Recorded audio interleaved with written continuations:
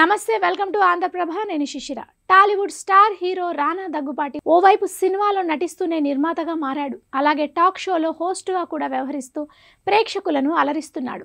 గతంలో ఆయన నెంబర్ 1 యారీ అనే షోతో మెప్పించిన విషయం తెలిసిందే. ఇప్పుడు మళ్ళీ ది రానా దగ్గుపాటి అనే కొత్త టాక్ షోతో రాబోతున్నాడట. ఇటీవల ఇందుకు సంబంధించిన అధికారిక ప్రకటన కూడా విడుదలైంది. అయితే ఈ షో ప్రముఖ ఓటీటీ సంస్థ అమెజాన్ ప్రైమ్లో నవంబర్ 23 నుంచి స్ట్రీమింగ్ అందుబాటులోకి రాబోతోంది. ఇందులో రానా హోస్ట్గా వ్యవహరించడంతో పాటు తన స్పిరిట్ మీడియాతో కలిసి నిర్మించారు.